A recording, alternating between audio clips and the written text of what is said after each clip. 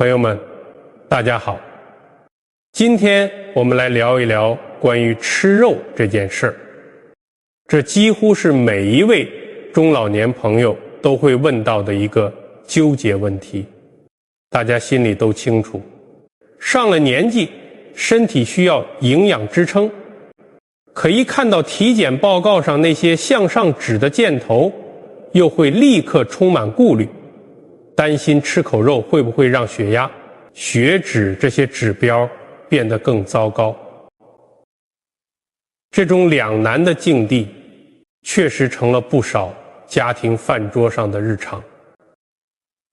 为了把这个问题说透，我想先跟各位分享两个我职业过程中印象很深的病例。在咱们正式开始之前，如果您觉得我们分享的内容对您有帮助，请在评论区打个1或者喜欢，这是对我们持续创作最温暖的鼓励和支持。也别忘了点个赞，订阅我们的频道，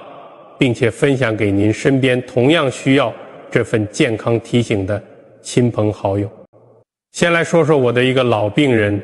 张老师，一位退休的物理教师，今年67岁。他向来是我们那个片区里有名的健康榜样，身子骨一直很硬朗。可自从退休后，他对三高问题变得格外警惕，给自己立了个规矩，彻底告别肉食。自那以后，他家的餐桌就成了蔬菜、水果和豆制品的天下，甚至连鸡蛋和牛奶都很少碰了。刚开始他感觉身体轻盈了，还颇为自得，但日子一久，麻烦就找上门了。他发现自己走几步楼梯就喘得厉害，两条腿软绵绵的，精气神好像被一点点抽走了。终于有一天，他在公园散步时，突然眼前一黑，险些栽倒。家人急忙将他送来检查，结果显示他患上了肌肉衰减症，根源恰恰是长期蛋白质，特别是高效的动物蛋白摄入严重不足。另一位是70岁的李阿姨，她遇到的则是另一种麻烦。李阿姨近1年来总感觉双腿的膝盖隐隐作痛，每次蹲下后想要站起来都感觉特别费劲。她总以为这是年纪大了的自然现象，并没怎么放在心上。直到有一次在家中转身时，腿一软，差点摔个大跟头，家人才不放心，带她来做了个全面检查。结果出来，李阿姨有非常严重的骨质疏松。我向她解释，这不仅仅是身体里缺钙那么简单，她的骨骼结构已经变得像脆弱的空心砖，非常危险。李阿姨当时很困惑地问我，那我回家多用猪骨头熬汤喝，是不是就能把钙补回来了？我听后笑着摇了摇头，告诉她，单纯指望猪肉来强健骨骼，效果微乎其微。要想给骨骼真正的加油，我们需要的是另外几种肉类。张老师和李阿姨的经历可以说是当下许多中老年朋友健康状况的一个缩影。他们遇到的问题最终都指向一个核心：步入老年，我们到底该不该吃肉？应该选择哪些肉？又该如何安排自己的膳食才最科学？今天我们就围绕老年人吃肉的这些疑惑，进行一次彻底的梳理和讲解。我们现在就回到问题的核心。许多朋友因为担心三高，对肉类食物抱着一种敬而远之的态度，深信只有清茶淡饭才是通往健康的唯一路径。然而，从现代营养医学的角度来看，这个观念或许真的需要我们重新审视和更新了。让我们来看看科学研究是怎么说的。一个权威的药学院研究团队曾经通过一个设计精巧的小鼠实验，揭示了一个有趣的生命现象。他们发现，在确保总热量摄入不变的前提下，给年老的小鼠喂食一种脂肪比例适度提高，而碳水化合物比例相应降低的餐食，结果这些小鼠衰老过程中出现的代谢功能紊乱和器官功能性萎缩都得到了显著的延缓，其整体寿命也更长。这个实验虽然是在动物身上完成的，但它所揭示的营养需求规律与我们人类尤其是中老年阶段的生理特点有着高度的共通之处。这项研究给了我们一个重要的启示，随着年龄的增长，我们身体的肌肉会不可避免地流失，新陈代谢的引擎转速也会减慢。在这样的生理背景下，确保足量的蛋白质和适度的优质脂肪，对于维持身体这部复杂机器的正常运转至关重要，远比单纯依赖主食和蔬菜更为明智。这个结论也得到了更多国际顶级研究的佐证。在世界顶尖的医学期刊《柳叶刀》上，就曾刊登过一项覆盖了11个国家的大规模队列研究，其结果明确指出，那些能够保证蛋白质摄入充足的老年人，不仅普遍拥有更长的预期寿命，罹患癌症等慢性疾病的风险也更低。其中一组数据对比惊人，每日蛋白质摄入量不足40克的老年群体，其死亡率高达 31%。而当每日蛋白质摄入量超过40克后，这一数字骤降至 18%， 两者之间的差距显而易见。不仅如此，选择正确的肉类还能为我们的骨骼提供坚实的保护。美国老年医学会进行的一项长期追踪研究发现，与那些很少吃鱼的老年人相比，每周能够坚持食用2到3次鱼肉的老年人，其骨密度下降的速度要缓慢 15% 以上。这个发现有力地证明，吃对肉不仅能够有效延缓骨骼中钙质的流失，更能实实在在地提升我们骨骼的坚韧度。因此，我们可以得出一个有充分科学依据的结论：对于步入中老年的朋友们来说，低肉不沾并非一个明智的健康选择。适量且智慧地摄入肉食，不仅不会显著增加慢性病的风险，反而能为我们的身体带来3大不可替代的益处。首先，它能帮助我们维持宝贵的肌肉质量。肉类是优质蛋白质的最佳来源，能够有效对抗因年龄增长而出现的肌肉衰减，让我们的腿脚保持力量，行动更加稳健。其次，它能有效预防关键营养素的缺乏。肉类中富含的维生素 B12、铁和锌等元素是植物性食物难以足量提供的。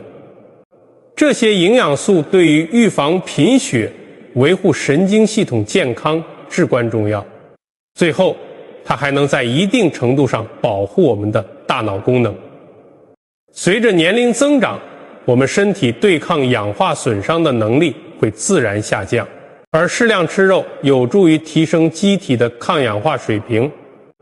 这对于改善记忆力、保护认知功能也很有帮助。好了，既然我们已经清楚地认识到吃肉对于维持健康的重要性，那为什么在现实生活中仍有那么多人对它心存疑虑和恐惧呢？这主要源于一些流传已久、看似有理却实则片面的误解。今天我们就来深入剖析一下关于吃肉的2个最常见的误区。第一个误区是，只要不碰肉，血脂就能降下来。许多中老年朋友都认为血脂高就是因为吃了太多肥腻的肉，因此只要坚持素食，血脂问题就能迎刃而解。这个看法其实只说对了一小部分。我们需要明白一个核心事实：我们血液中的甘油三酯和胆固醇，其主要来源并非我们吃进去的食物，而是我们身体内部的自我合成。以胆固醇为例，大约有7到8成都是由我们自身的肝脏这个化工厂生产出来的，从食物中直接摄取的只占很小一部分。甘油三酯的情况也与此类似。这意味着，如果您仅仅是简单的拒绝吃肉，但其他的饮食习惯没有改变，比如依然摄入大量精米、白面、含糖糕点等，您的肝脏照样会加班加点地合成大量的血脂。所以单靠不吃肉来控制血脂，效果往往非常有限，甚至可能因为长期缺乏某些关键营养素而给身体带来其他层面的损害。真正科学的策略是学会选择那些低脂肪、高蛋白的健康肉类，并将其融入一个均衡、全面的膳食结构之中。第二个广为流传的误区是，现在癌症发病率这么高，都是吃肉惹的祸。这种说法之所以深入人心，很大程度上是因为大家可能都听说过一个消息：世界卫生组织下属的国际癌症研究机构将红肉归类为2A 类致癌物。这个标签的含义是可能对人类致癌，于是许多人便开始谈肉色变，认为吃肉就等同于增加了患癌的风险。对于吃肉会增加患癌风险这个说法，很多朋友都感到忧心忡忡。我非常理解大家对健康的这份重视，但在我的临床经验里，这个问题我们不能简单的一概而论。首先，我们要明白，癌症的发生是一个极其复杂的过程，它更像是一场由遗传基因、我们身处的环境以及日积月累的生活习惯等众多因素共同导演的风暴，绝非某一种食物就能单独引发。其次，科学研究中提到的风险其实更多是指向了红肉里过量的饱和脂肪，以及那些经过深度加工、添加了各种化学物质的肉制品，比如我们常见的火腿、培根等等。最后，也是最关键的一点，我们必须谈及量的概念。任何抛开剂量谈论风险的行为都是不全面的。有研究表明，只有当红肉的日摄入量远超正常标准时，相关的健康风险才会显著提升。而根据我们国家营养学会的建议，一个成年人每天手掌心那么大的一块肉，大约40到75克，就完全处在安全区内。所以结论很清晰，肉本身并非洪水猛兽，真正的问题在于我们是否吃得适量、吃得健康，并且有意识地避开那些过度加工的肉类产品。好了，澄清了那些常见的误解之后，我们现在可以来探讨一个更贴近生活的话题。对于我们中老年朋友来说，餐桌上到底该如何选择肉类呢？当您想吃点肉来补充营养时，脑海里最先浮现的是不是一盘香气四溢、油光锃亮的红烧肉，或者是一碗热气腾腾、嚼劲十足的牛肉面？猪肉和牛肉确实是我们餐桌上几十年的常客了，但从健康角度出发，我必须坦诚地告诉大家，这两位老朋友或许已不再是我们的首选。猪肉的问题主要出在它的脂肪含量上，尤其是那些我们肉眼可见的白色部分。对于需要严格管理血压、血脂和血糖的朋友们来说，过量摄入无疑会给身体的代谢系统增加沉重的负担。再说说牛肉，它虽然是补充蛋白质的优等生，但其肌肉纤维也以粗壮、坚韧著称。随着年龄增长，我们的牙齿功能和消化能力都在自然减弱。每一次咀嚼和消化粗纤维的牛肉，都像是在给牙齿和肠胃布置一项额外的体力任务。长此以往，确实会感到有些吃力。那么，有没有既能让我们品尝到肉食的满足感，又不必担心给身体添麻烦，甚至还能反过来帮助我们强健筋骨的理想选择呢？答案是肯定的。世界卫生组织就曾特别为老年群体的健康饮食提出过指导性建议，其中就高度推荐了3类肉品，它们分别是富含 Omega-3 脂肪酸的鱼肉、低脂肪高蛋白的鸡肉以及富含铁质的鸭肉。这3味健康卫士不仅能为我们的身体构筑更坚固的免疫防线和骨骼基础，还能在降低多种慢性疾病的发生风险上扮演至关重要的角色。接下来就请允许我以一名老医生的视角，为您详细介绍这3种最适合我们中老年朋友的肉类。我们首先来认识第1位，就是来自水中的营养珍宝鱼肉。毫不夸张地说，鱼肉对我们身体的益处多得数不清，首当其冲的便是它对我们消化系统的友好态度。鱼肉的蛋白质分子结构非常松软，这使得它极易被人体内的酶分解并吸收，其吸收利用率可以高达90%以上。对于消化功能有所减退的叔叔阿姨们来说，这简直就是一种近乎完美的蛋白质来源。其次，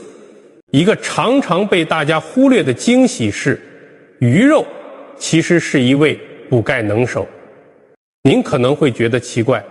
补钙不是应该多喝牛奶、吃豆制品吗？实际上，许多小型鱼类的钙含量相当惊人，特别是那些我们可以连骨带肉一同食用的种类，例如鲫鱼、小带鱼以及沙丁鱼。这里我要特别为沙丁鱼罐头证明，很多人觉得罐头食品不健康，但这在沙丁鱼这里是个例外。经过现代工艺的高温高压处理后，它的鱼骨已经变得入口即化。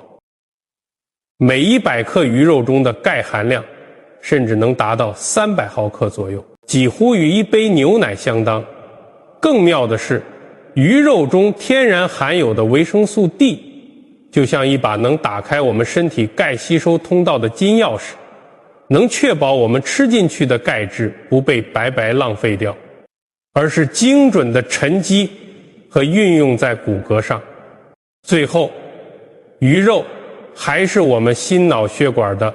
忠诚守护神，特别是像三文鱼、秋刀鱼这类生活在深海的鱼种，它们体内富含一种被誉为血管清道夫的神奇物质 Omega-3 不饱和脂肪酸。这个 Omega-3 的作用非常巧妙，它能帮助我们的血液保持在一个较为理想的流动状态，避免其变得过于粘稠，同时还能协助代谢掉那些附着在血管壁上多余的坏胆固醇，从而让我们的血管保持洁净和通畅。这对于预防动脉粥样硬化、心肌梗死和脑卒中等严重疾病意义非凡。那么如何烹饪最理想呢？一条清蒸鲈鱼能最大程度地保留其营养价值，或者用鲫鱼和豆腐炖一锅暖意融融的汤，偶尔选择一罐高品质的沙丁鱼罐头作为便捷的营养补充，都是非常明智的饮食方式。介绍完水里游的，我们再来看看陆地上跑的这位力量建筑师肌肉。我们可以把身体的肌肉看作是一笔健康储蓄，年轻时我们存入了很多，但步入中老年后，如果消耗大于补充，这笔储蓄很快就会透支，人就会感到乏力，站不稳，甚至容易跌倒。而鸡肉，尤其是去掉了外皮的鸡胸肉，就是帮助我们持续向这笔储蓄里充值的最佳选择之一。它的脂肪含量极低，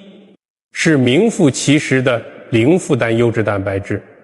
能非常有效地帮助我们延缓肌肉的自然流失。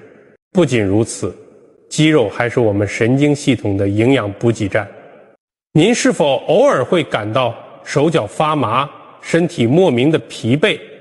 这很可能是神经系统在向您发出需要营养的信号。鸡肉里富含的 B 族维生素，特别是维生素 B6， 正是滋养神经的得力干将。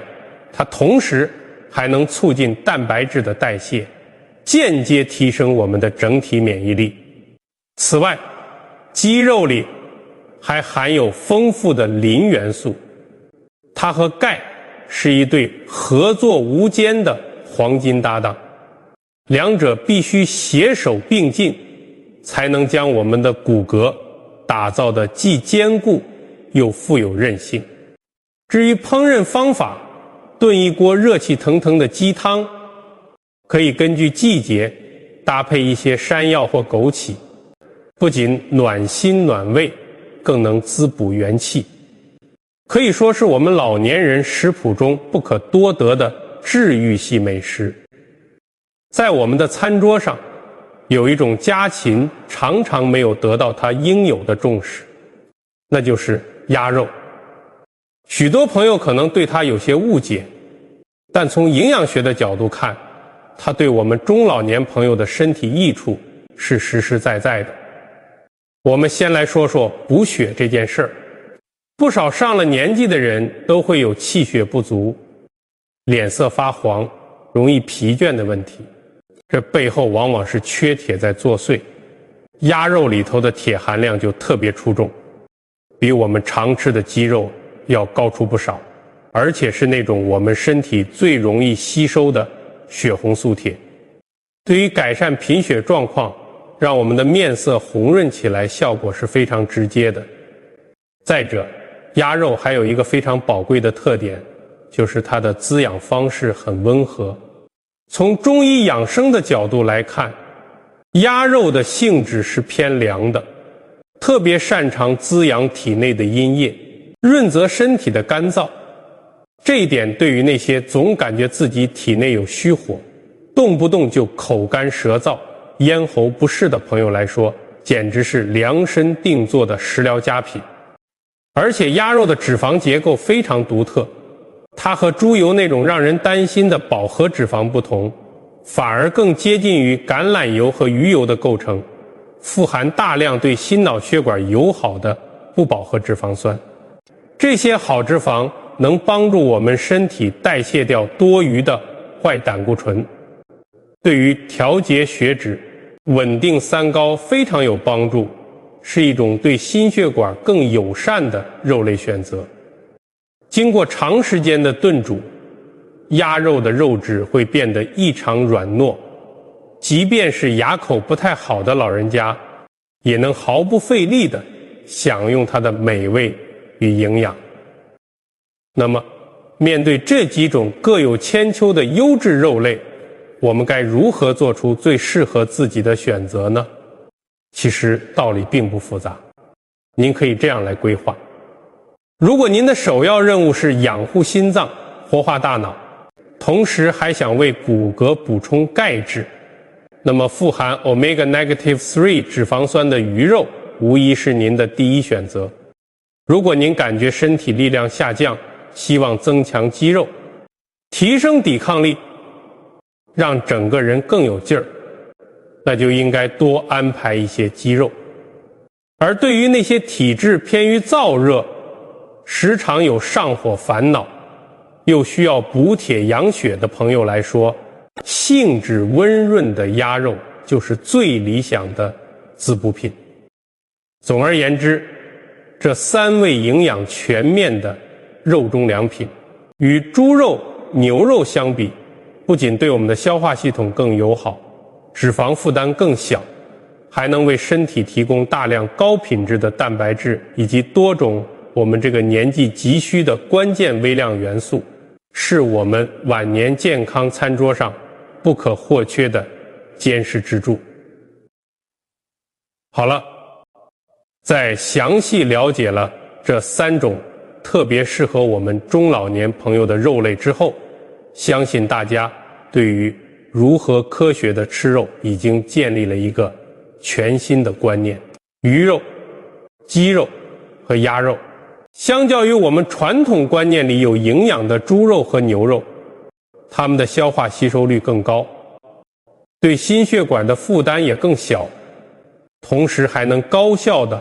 为我们补充优质蛋白和多种维生素。矿物质是我们步入中老年后饮食结构中非常关键的一环。根据我们国家的膳食营养指南推荐，老年人每天摄入的肉类总量在40到75克之间比较理想。我们可以将鱼、鸡、鸭这3类肉食轮换着来吃，分配到不同的餐次里，这样营养吸收的效果会更全面。当然，想要骨骼真正的强健起来，单单靠调整吃肉是远远不够的。我们必须将合理的饮食与科学的生活习惯结合起来，才能让吃进去的营养素，特别是钙质，被身体高效的吸收和利用。第一，要主动去拥抱阳光。我们的皮肤在接触到阳光中的紫外线后，能够自然合成维生素 D， 而这种维生素正是开启钙质吸收大门的关键钥匙。建议您选择在上午9、10点钟或者下午4、5点钟，阳光比较柔和的时候，每天进行15到30分钟的户外活动。第二，要让身体保持适度的运动。生命在于运动，骨骼也是如此。规律的身体活动能够有效刺激骨细胞的活性，促进钙质在骨骼中的沉积。像轻松的散步、舒缓的太极拳、节奏平稳的慢跑，都是非常适合我们老年朋友的运动方式，既能增加骨密度，又能改善身体的平衡能力，预防跌倒。第三，饮食搭配要力求多样化。除了我们今天重点介绍的3种肉类，日常的餐盘里还应该丰富起来，比如牛奶、酸奶、豆腐、豆干、芝麻酱、各类坚果以及深绿色的叶菜，都是非常好的钙质来源。同时一定要注意控制高盐、高糖和高油食物的摄入，因为它们会像钙质小偷一样，加速我们体内钙的流失。第四，要保证充足的饮水，足够的水分能够维持我们身体正常的血液循环，帮助钙等营养物质顺畅地输送到骨骼，同时还能稀释血液，降低心血管事件的风险。建议每天的饮水量至少要达到1500毫升。好了，朋友们，聊到这里，今天分享的核心内容就差不多了。让我们一起梳理一下今天的要点。我们首先解决了许多老年朋友对于到底该不该吃肉的困惑，明白了完全的素食可能会导致肌肉加速流失，也就是我们常说的肌少症，让身体变得虚弱无力，而错误的选择肉类又对改善骨质疏松等问题于事无补。现在的科学共识是，老年人适量的摄入高品质的蛋白质，反而对维持健康、延长高质量的生命年限大有弯次益。今天我们最大的收获是认识了3种最适合我们身体状况的肉类：富含钙质与健脑成分的鱼肉，能高效强化肌肉的鸡肉，以及能够滋阴润燥、补充铁元素的鸭肉，它们相比于传统的红肉，更能满足我们步入老年后的生理需求。在这里，我想特别叮嘱各位朋友，我们身体在不同的生命阶段对营养的需求是动态变化的。一些过去我们深信不疑的老观念，比如千金难买老来瘦，或者生病了就必须吃的绝对清淡，以今天的科学眼光来看，都存在一定的片面性。您现在的身体最需要的是高质量、易吸收的营养，来支撑肌肉的力量和骨骼的硬度。请千万不要因为担心三高就对所有肉类敬而远之，更不要以为随便吃点什么肉都能解决问题。学会倾听自己身体发出的信号，并据此做出科学的选择，才是对自己晚年生活品质最大的负责。当然，我们探讨了这么多，绝不是想给大家增添什么心理负担，而是希望能够传递一种更加积极主动的健康管理理念。其实我们健康的主导权很大程度上就掌握在自己的餐盘里和双脚上。试着把餐桌上的一块红烧肉偶尔换成一条清蒸鱼，把一道油腻的菜肴换成一碗暖心暖胃的鸡汤，这些都不是什么难事，却是对自己健康最有价值的投入。当这些饮食上的小小改变，再配合上每天坚持的散步和晒太阳，您会惊喜地发现，一个筋骨更强健、精神更饱满的自己正在慢慢向您走来。请一定记住，今天为您的骨骼多付出一份关爱，就是为未来的幸福生活多储备一份坚实的保障。祝愿每一位朋友都能吃得科学，活得通透，享受充满生命活力的每一天。我们下期再会。